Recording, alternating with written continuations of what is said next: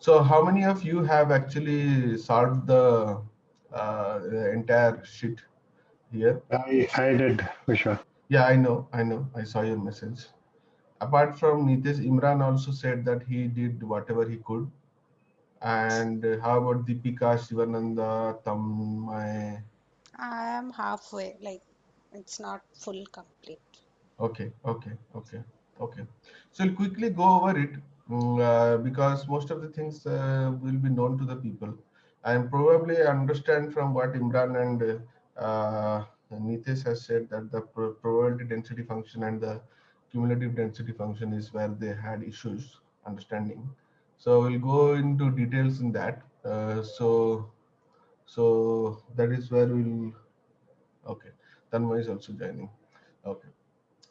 So we had this heat map plot, the last one we read in our class, and it was nothing but one-to-one variable correlation plotted in a heat map with a color seismic.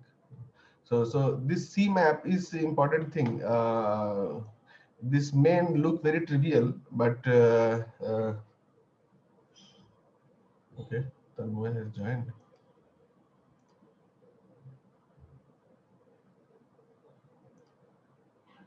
Okay, I don't see him entering. Okay, so the CMAP here is little important here. Those who are doing it for the first time may find it not very important, but it is important in the sense like it gives you the color. So seismic is the color range. So if I go here and I do a new tab and seismic CMAP color.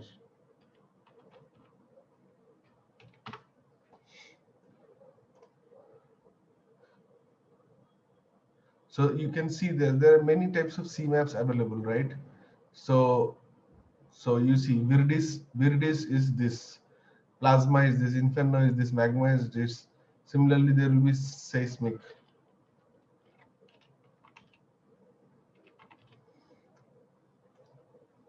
Okay, so it's not given in the color.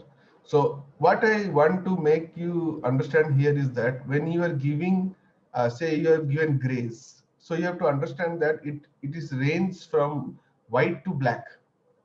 Okay, so accordingly you will understand from the color that what is the relationship, what is the correlation. Okay, because here the color is the correlation, right? The color is the correlation. Red color signifies highest correlation, uh, highest positive correlation. Blue color signifies, deep blue color signifies highest negative correlation, and white color signifies very less correlation. So wherever you see white boxes, you understand that there is no relationship between these two variables, like this one. So this is slope and this is cholesterol. So cholesterol and slope has no correlation. But in the same way, cholesterol and age has a relationship. You see, 0.21. It's a faint relationship, but it is there, and it makes sense, right? Because cholesterol, the amount of cholesterol excreted from the body with the age decreases, so it increases with age. So there's a positive correlation, and the positive correlation value is 0.2, so it will be somewhere here, not very high, but okay. Okay, so the diagonal element will always be one. That is, you know it already. So the deep blues and the deep reds are important. Okay, so that is what is we want. See, the target is 0.43 and the CP is like uh, so so this is what is the takeaway from here. So this C map is important. Whatever color you choose to make the heat map, you have to understand the color range for that, right? So otherwise you will interpret this data wrongly. That is what we don't want to do, right?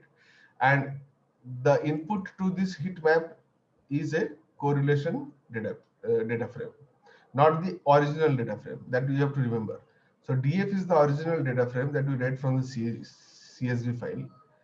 Correlation DF is created from the original data frame, and this one goes as an input here, not the data frame. Okay, so that one have to just take care about that. Okay, so now group by and aggregate. So so who all are here who don't have a experience on database or SQL, any kind of? Me, Vishwa. Okay, okay, okay. So yeah, so this is not. I'll not say that this is very much difficult concept, but it is a typical database concept where you group by a particular variable and then aggregate by a list of variables. Okay, so why does it happen? Why does it happen like that? Uh,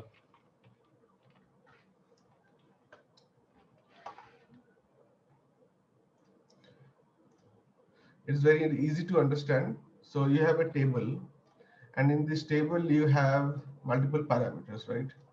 So you have multiple parameters. So A, B, C, D, and E. You have 5 parameters. Now you're grouping by A. You're grouping by A means suppose 2, 3, 2, 1, 3, 1, 2, like these are the values. So that means what? All the twos will be grouped together. All the twos will be grouped together. So how many rows do I get? 1 row, 2 row, 3 row, right? Now when I have grouped them, I have an intermediate data structure. I have an intermediate data structure which says here 2 and here 3 rows. Okay, so this is the group wise intermediate data structure, intermediate. Okay, which is hidden, you don't see it. Okay, but it happens. So it's obvious, right? Because we are grouping by a particular column means we will have multiple rows, right? Now these rows, we have to convert this into a single row so that we can have the tabular structure intact. We have to convert this into a single row so that we can have the tabular structure intact. So that means what? We have to apply some aggregation function on these rows, like sum, average, count. Okay, these are like aggregation functions, right? So now what all you want to do it? You want to do all the 4 B, C, D, E, you can do it. You want to do only B, you can do it, right? So group by A and then aggregate by what? Okay, so here they have grouped by age. So first they grouped the age, means our x-axis become the age, and then they aggregated the cholesterol and the I don't know what is this, thalassemia. Let us think this thalassemia, uh, and aggregated by the sum function. Now here dot sum is a standard function which is which is available for you to directly use it, but you can also write your own functions here. Okay, you can write your own functions here. So for example,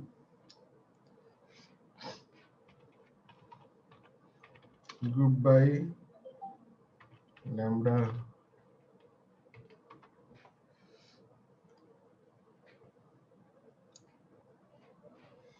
So here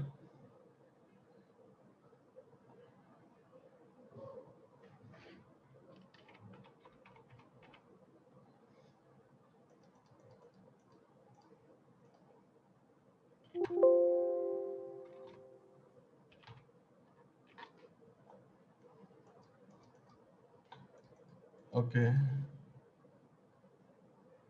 so here it is only the, see, this is the intermediate data structure. We have still not applied any aggregation here.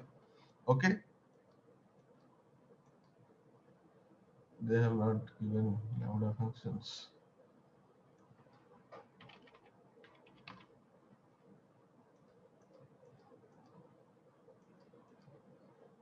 Huh. So, okay, so it has not used a group by. So lambda function are anonymous functions. Okay, so whoever knows Python little bit, they will know. But those who don't know, I'll quickly tell you. So lambda is an anonymous function. So instead of writing a function where you will return x for all x which is greater than 0 return true and which is less than 0 return false, instead of writing that function explicitly as a def function name and all that, you can write it in a single line here. And this function does not have the name, and it function takes a variable x and operates on the variable x and returns the value. So it is like a anonymous linear inline function. Okay, so this can be also treated as a aggregate function. So why I said you here is that they used sum. Suppose you did not want to use sum, you wanted to use the the maximum, the max.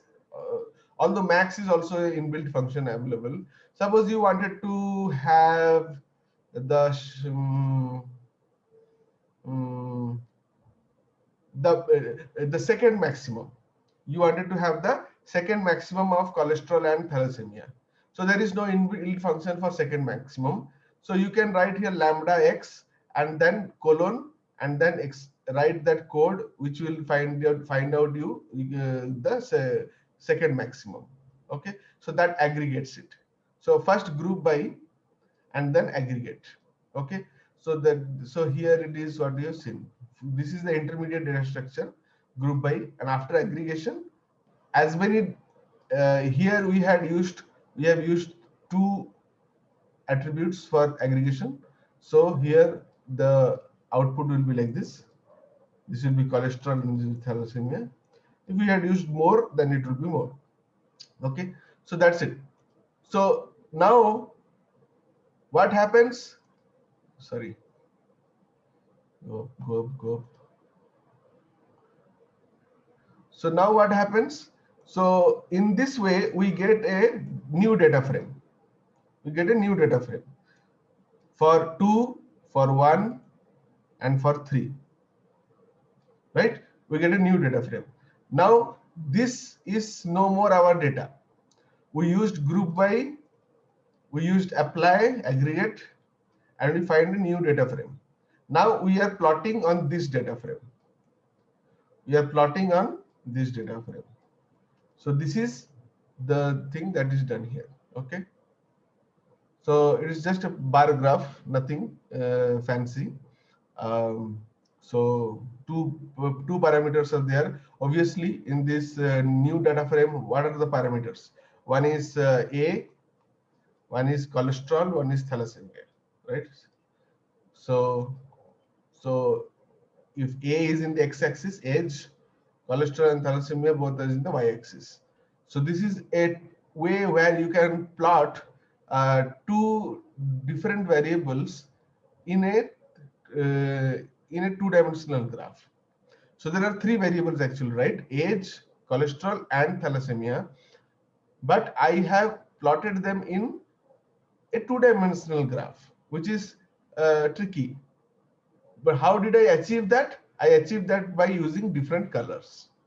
Okay, so I separated thalassemia with orange color and cholesterol with blue color.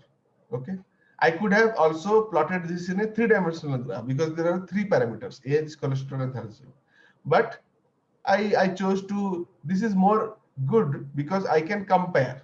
I can side by side compare that whenever with age, the cholesterol has no specific relationship because you see 41 per age is also having high cholesterol, 64 also having high cholesterol, and 71 having low cholesterol, and 34 having low cholesterol. So the highest peak of cholesterol happens at 54, And if you see the trend of thalassemia, that is going as with in line with cholesterol. You see, this is the positive correlationship with thalassemia and cholesterol. We'll see here. So thalac and cholesterol.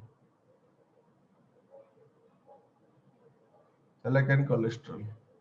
It's a how much value? 0.009, 0099. Okay. So that means it is almost same. Almost same. Wait. Cholesterol and thal.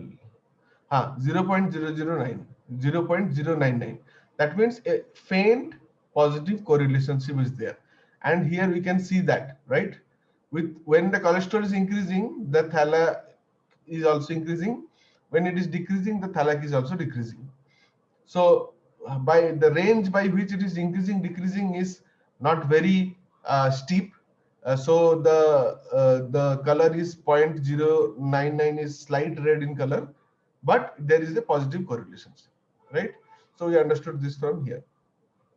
Similarly, we do it for here. This is risky and this is safe. What is the difference here? Data frame 1. Okay. Oh, so first we make a data frame 1 where we have all the people who has had a heart attack, and DF0 is all the people who did not have a heart attack. And then from DF1 we plotted this DF2. Okay. So this one is the bar chart. This is the corresponding pie chart, which has much more information. This is for safe. This is for risky. Same thing. Okay. So this is here. What will happen? The 0, 1, 2, 3 are the groups. So group by, right? So group by CP. This is group by age, right? So group by CP. Now CP is, let us see that value. CP is this. So CP has only 4 values, 0, 1, 2, 3. So when you do this, 0, 1, 2, 3. So group by CP means 4 groups, and then aggregation by this. So this is a new data frame. So I could have done this way, but I chose to use a pie chart. It depends. It is a categorical data. I have 4 categories of CP, right? I don't know what is this CP, but there are 4 categories of CP. So it's categorical data. So it's better to use a pie chart. I can have a relative comparison between each of the pies, that how much each has. Again, when I'm using DF1, this is risky. When I'm using DF0, this is safe, because I have made it here. DF1 is all the people who had target 1, means had already and had an heart attack. Similarly, this goes, okay. Role of cholesterol in heart attack, heart stroke. So we have to understand the role of cholesterol in heart stroke. So what is the minimum cholesterol? They found out first 126. Okay. Then they found out all the people who has this minimum cholesterol, only 1%. From the above table, we see that the cholesterol is 126, but still the age of person who got the heart attack. This happens to a male whose age is 57. The CP is 2. Okay. This is DF1. So in DF1 means person had a heart attack and the minimum cholesterol was 126 and the age was 57 and CP was 2. And people who did not have a heart attack, the minimum cholesterol was 131. This is strange, right? The person who had a heart attack had a minimum cholesterol of 126. Person who did not have heart attack had a minimum cholesterol of 131. So from the above table, we see that cholesterol is 131 and the person is safe. Here we see that the cholesterol is 126, but still the person got a heart attack. So it should be the other way. So we know that cholesterol is responsible for heart attack, right? But you see, we find an anomaly here. Higher cholesterol, person is safe. Lower cholesterol person has a heart attack. This person also happens to be of age 57. This is also 57. So this is two factors are matching. Only difference is CP is 0 here and CP is 2 here. I don't know what is the CP. So this is the only difference. So CP becomes a deciding factor why a higher cholesterol person is safe and a lower cholesterol person is not safe. Okay. Okay. So similarly, cholesterol max also we can do. Okay.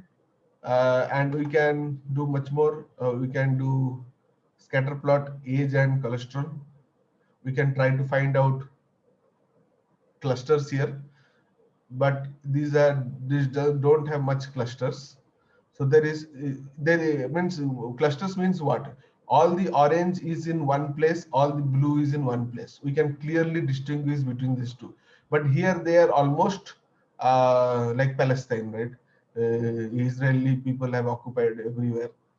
So it is like intermingled. You cannot see clear differences. Only here I find a small patch of a cholesterol, a small patch of safety here.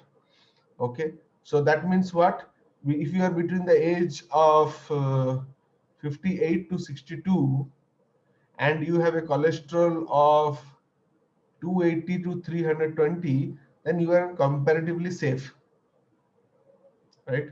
So this is only one deduction I get it from here. Otherwise there is no proper boundaries which tells me some information. Similarly, chest pain and heart attack, we can have all this data here. Same way they have done it for cholesterol. Chest pain they have done it for. So here also they have the chest pain is rated from 0 to 3. So you see here, here there is a clear cluster. So with low chest pain, the person are safe. So that means high chest pain has a high risk of heart attack. Low chest pain has a low risk of heart attack. So you see the cluster here is not like this, not like this. It is clearly having boundaries with each other. Okay, so that gives a very good information about clusters. So this is one cluster and this two.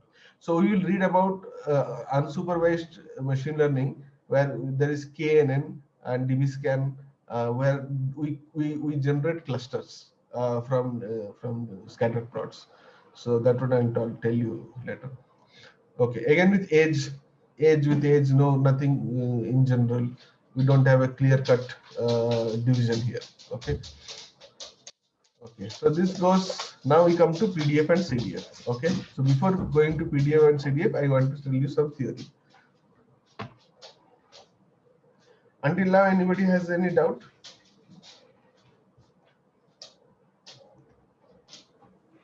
I don't have anything. Okay, great. Okay. So PDF and CDF. So we all read these things in college time, and we have forgotten. That's it.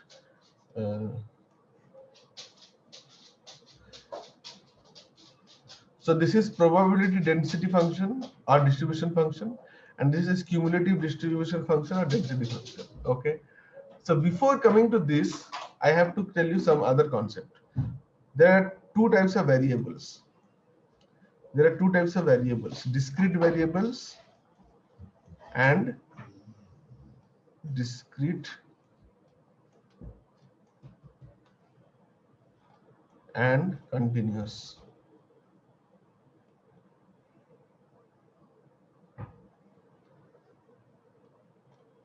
Okay, so there are two types of variables: discrete and continuous. What is an example of a discrete variable and what is an example of continuous variable? Now, what is a variable? First of all, let's understand that a variable is an event. Okay, a variable is an event or a measurement. A measurement is also an event, right? So until unless you measure it, that event does not happen, right? So you have a piece of wood. If you don't measure it, you don't know what is its length. As soon as you measure it, you get a value. So an event occurs, right? So similarly, A variable is an event or a measurement which can be either discrete or continuous. If it is discrete, that means it can have broken values. Broken values like tossing of a coin. So suppose I say toss a coin. Suppose I say I have a coin and I toss it 3 times. So what are the possible things that can happen? I can get 3 heads, I can get 3 tails, I can get 1 head and 2 tails, I can get 2 heads and 1 tail. They're like this, various combinations will happen. Okay. So you see, I can never have 2.5 heads and 0.5 tails, right? I can never have this kind of a combination. Either I will have 1 head or 2 head or 3 head. I cannot have 1.5, 1.6 like this. So the measurement or the event count is discrete. So there is a jump from 1 to 2. So either this point or this point. These points are not continuous. This is not continuous. Okay. So this is an example of a discrete random variable. These are called random variable actually. These are random events that happen. Similarly, continuous random variable example is population. So if in a particular city, I can have population is also not because at the scale of 1 person it will be discrete. Let's say weight.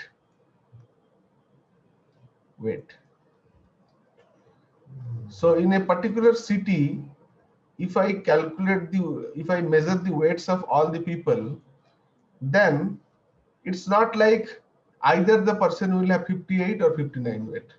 No, some person can have 58.8, some person can have 58.888, some person can have 56.77.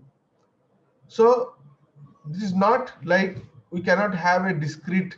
We can have only 56 weight or 60 weight or 65 weight or 70 weight. No, we can have any kind of weight, but in a range. So the range is like, say, I found that the range is from 20 to 100, and this is the distribution. So a population in the city has a weight which starts from 20 and ends at 100, and this is the distribution. That means there are more people here with this weight, there are some more people here with this weight, and these are continuous. That means I can have weights in between 2 integral values, right? So discrete and continuous variables, right? So in discrete variables, PDF becomes probability mass function, and CDF becomes cumulative mass function. And in continuous, it becomes probability density function and cumulative density function. So you have to remember, when the random variable is discrete, we call it PMF. When the variable is continuous, we call it PDF. What are those things I'll tell you, but just remember the differences. Now, what is exactly PDF and what is exactly a CDF? So suppose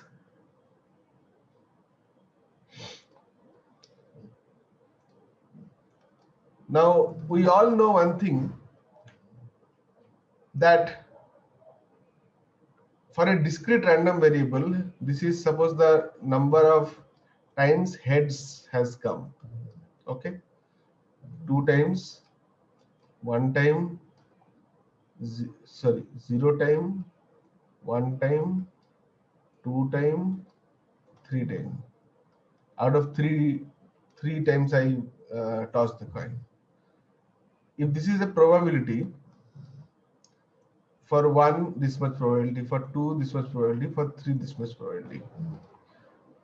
So if I add the values of these 3 probabilities, these are discrete values, right?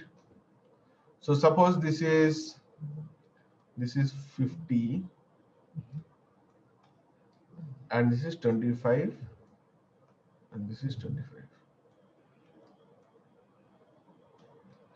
or 0.5, sorry. Not considered percentage, we'll consider in fraction. So probability that 1 time a head will come is 0.25. Probability that 2 times the head will come is 0.5. Probability that 3 times the head will come is 0.25. So if we add all this, what happens? The total probability becomes 1. This is in case of a discrete random variable. Okay, and it is true. Your probability can never go beyond 1. Okay, 1 means the complete probability. It doesn't make a sense if I tell probability more than 1. Okay, so probability of 1 means that thing is there. Probability of 1.1 means also that thing is there. Okay, probability of 0 means that thing is not there. Probability of minus 0 point something is also that thing is not there. So probability always oscillates between 0 and 1. It cannot go beyond that value. We all know that. Similarly, for a discrete, for a continuous random value, the area under this graph,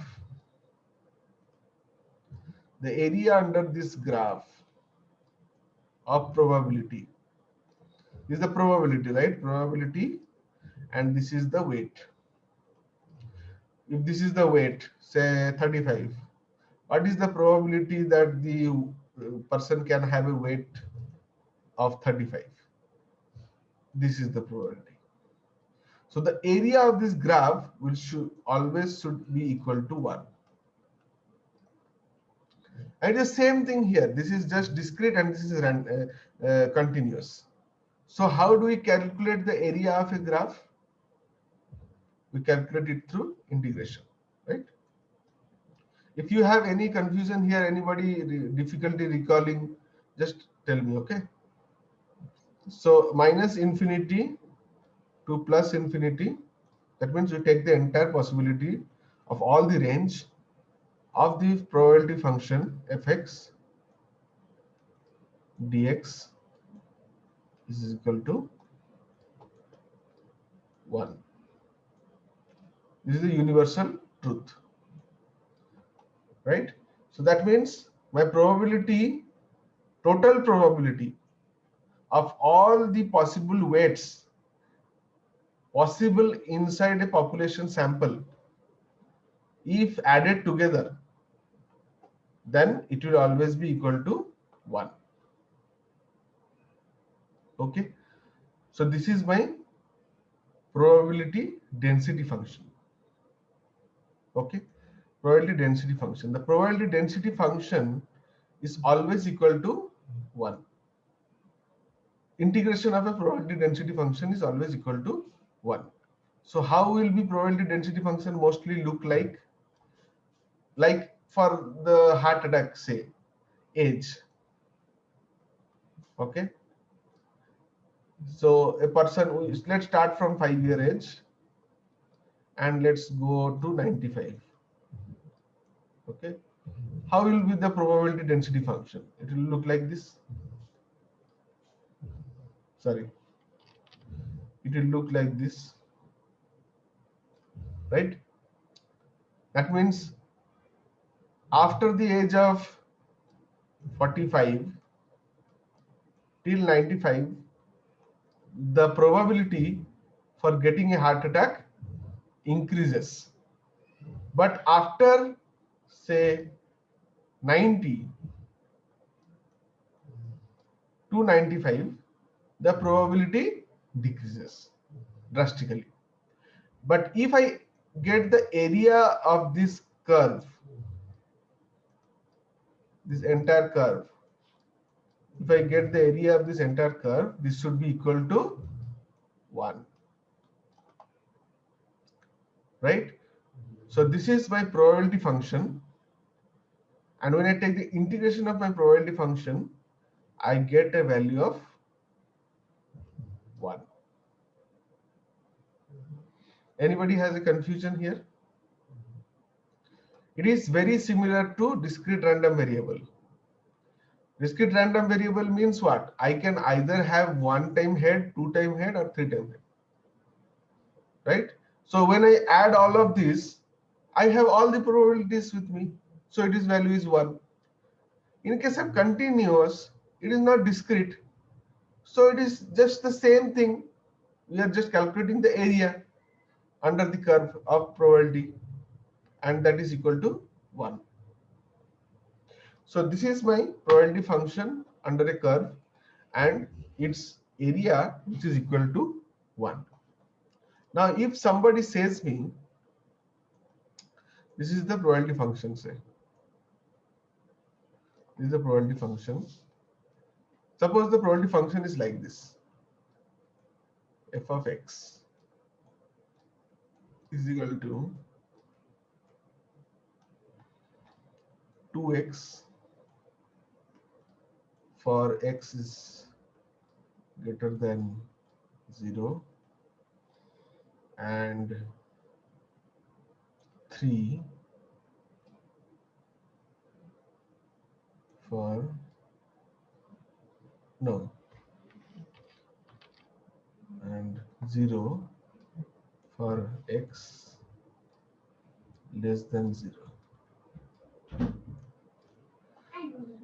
So this is suppose this is the function of probability given to me. It's telling that when x value is, x is a parameter, any parameter, consider age, population, whatever, height, whatever, weight. When x is greater than 0, then I have a probability of 2x. When x is less than 0, I have probability of 0.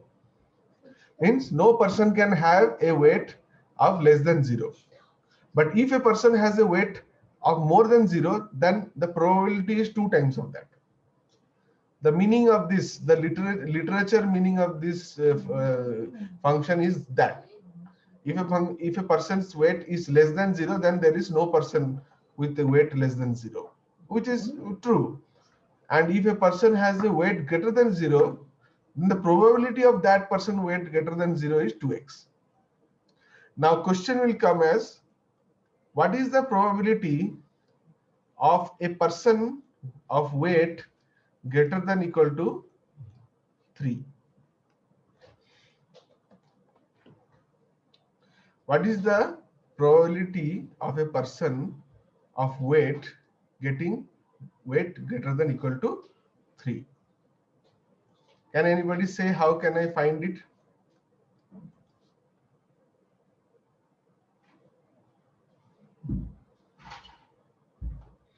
Okay, so I know that from minus infinity to infinity, f of x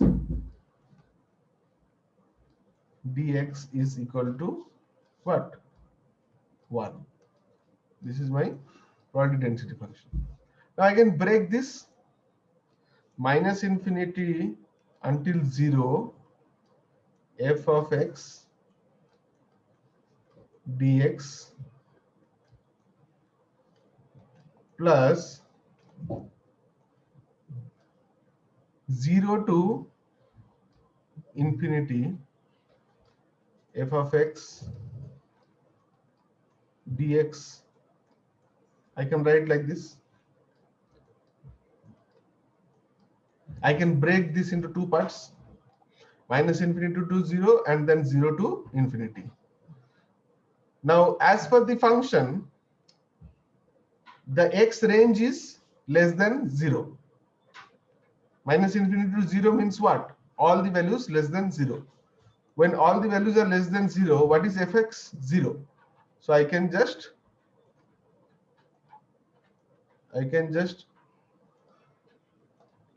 I can just write here 0, right? Sorry, I can write here 0. And similarly, I can write here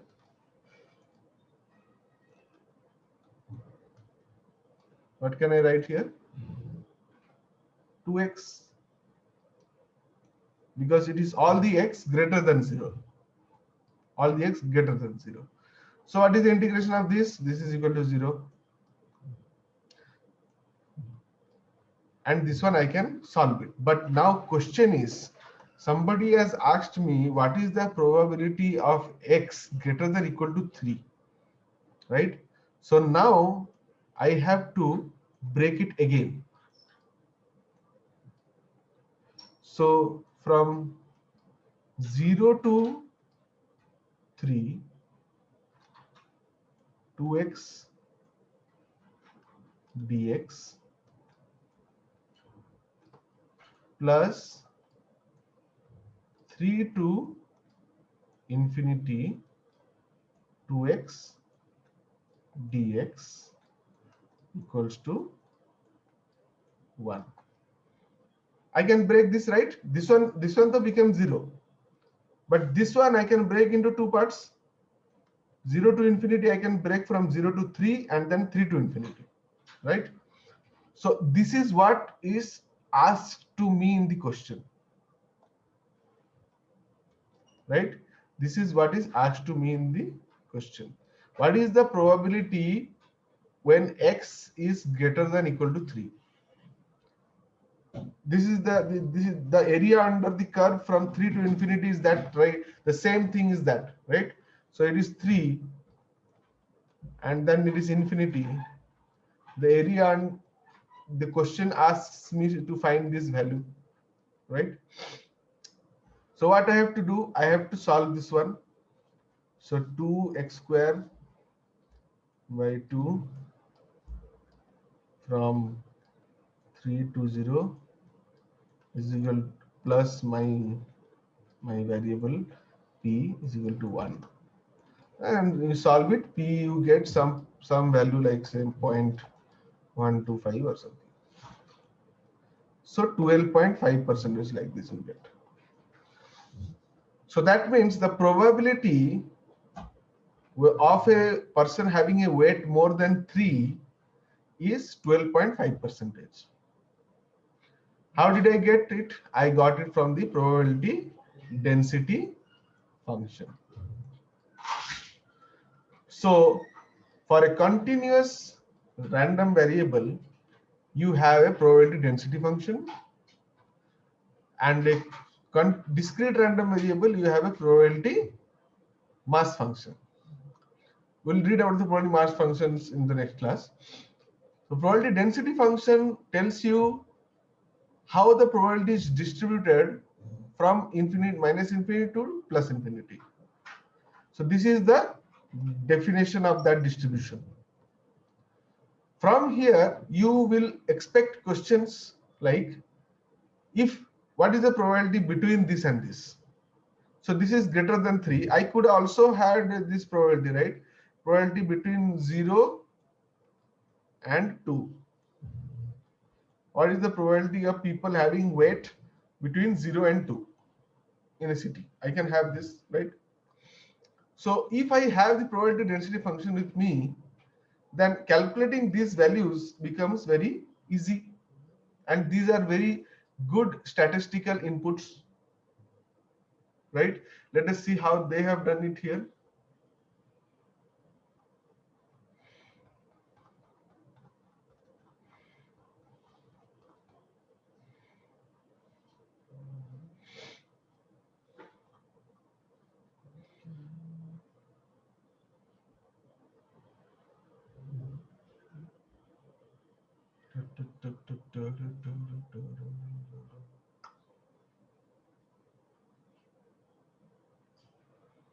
Okay, so here is the probability density function. This is the density, and this is Thalac parameter. So this is the probability here. This is for risky people. blue color, and this is for safe people. Now, what can be a possible question? What is the probability?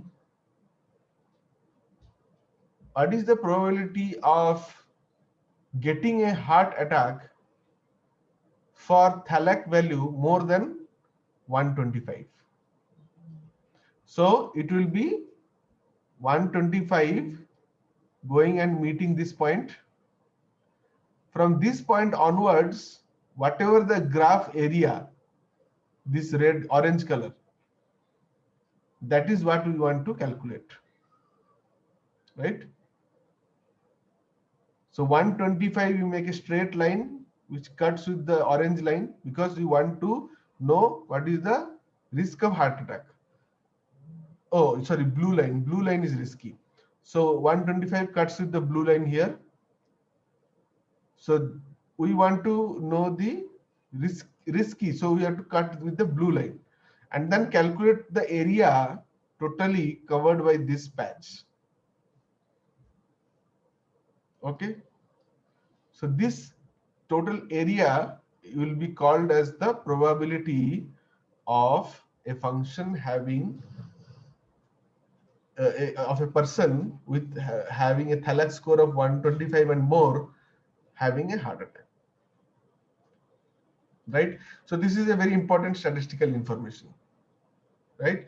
Here he has not he has not given any inference. That's why it is a little bit confusing, but it is what is that that means. Okay, so suppose the next question is, what is the probability of a person of not getting a heart attack with a THALAC score of 200, of 175 to 200? Once, sorry. This THALAC parameter is the heart rate. This is the heart rate. Okay. So what is the probability of a person not getting a heart attack of having a heart rate from 175 to 200? Who can say me? Deepika, what will be the answer here?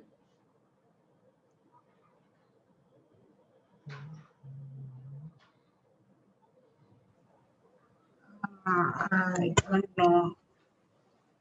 Shivananda? It would be something around that 0.020. No, just tell me which area, which patch in the graph.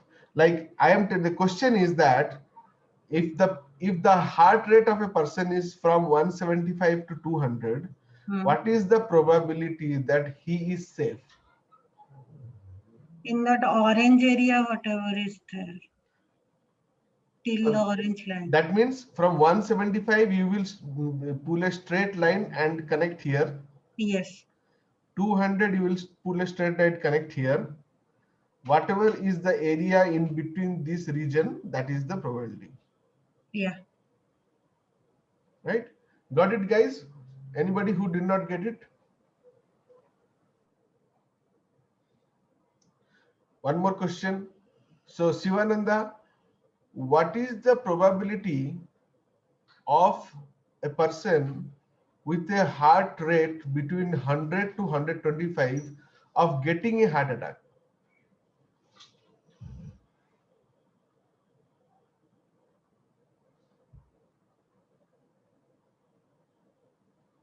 Shiva?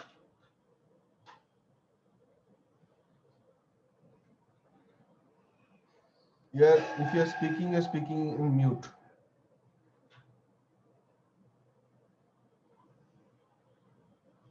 Oh, he is having audio problem.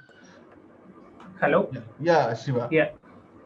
So the question is, if a person, can you hear me, Shiva?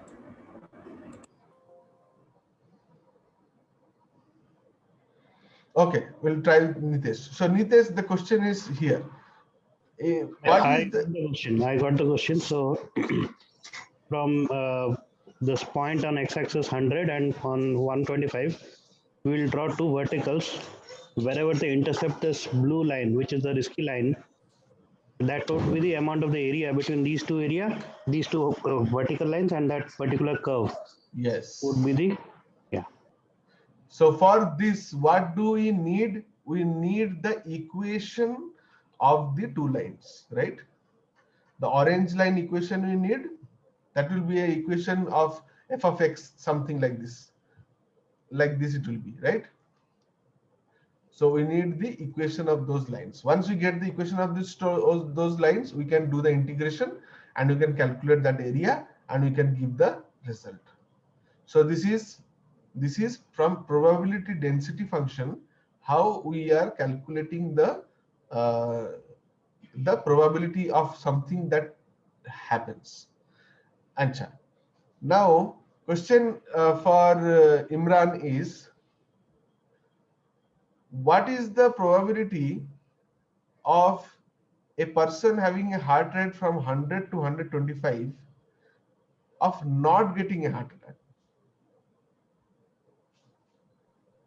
If you draw the vertical from this one, it is safe, right? He will be in the safe region. That means you Yes. have to go to the orange line. Okay, the Yes. vertical touches there, both the places. Whatever the area that is covered, Yes. okay, that area will give you. Yes, this is one way. Another way is calculate the probability of getting the heart attack And having and subtract one it minus from 1. Yes. Yeah. That is also one more way. That both of them will give the same results. Okay, so we have covered probability density function. Now probability cumulative density function. It is a simple extension of probability density function. I'll cover it in the next class. Apart from them, there nothing more is there which is not understandable. Mean absolute deviation, you know. If you don't understand this, Vishwa, I just had some doubts with the contour plots. oh, contour plots, yes. Okay. So contour plots is an alternative way of plotting 3 dimensions in 2D. Okay, so 3 dimensions in 2D. So it is you will know a lot about contour plotting when we will learn about machine learning gradient descent. Okay, so for now I will tell you this is like this line. Assume this blue line, right? The external blue line. Okay, so this blue line, you imagine this is a hill. Okay, you imagine this is a hill and you are looking from top to the hill. You are looking from top onto the hill, right? So each line represents a height. So the exterior line, say it connects all the dots having a same value, right? So that means if I am the hill, then this is the base of the hill, and the base of the hill, we connect all the points of the base of the hill which are of the same height. Vishwa, is it similar to the survey maps? Yes. Okay, got it then. So you see, you will understand if the density of the lines is more, then what do you infer? The slope is Steep. steep. If the lines are density near to each other, then it is steep, and if they are separated, then it's a gradual slope. that is a gradual slope. Yeah. So this is nothing but another way of representation of 3-dimensional data in 2D axis. Okay. Okay, guys. So any more questions, anybody? Vishwa, homework for the next class? Sorry? Any homework or assignments for the next class? Yeah, homework and assignments for the next class is go and take the no, tomorrow we have the class tomorrow itself, right? So you don't have time. So no assignments for tomorrow's class. I will just teach the what I want is I want everybody to write notes. I don't know if you are writing or not. You have the videos, that is true. It will be available in YouTube always, but you have to decipher those YouTube videos into notes. That one I want to see. Okay, because that one, the old students will know the value of that. So whoever is new, please go to the video and prepare a separate copy and write notes for the video, from the video. Okay, and that is the task for tomorrow. And we'll meet tomorrow. I'll explain CDF, and then we will do some more EDA analysis, and then we'll wrap it up and then move to some other concepts. And for tomorrow, I'll give you task until Wednesday. Okay. Okay, guys, have a great weekend. Thank you. Thank you all. Thank you, Vishwa.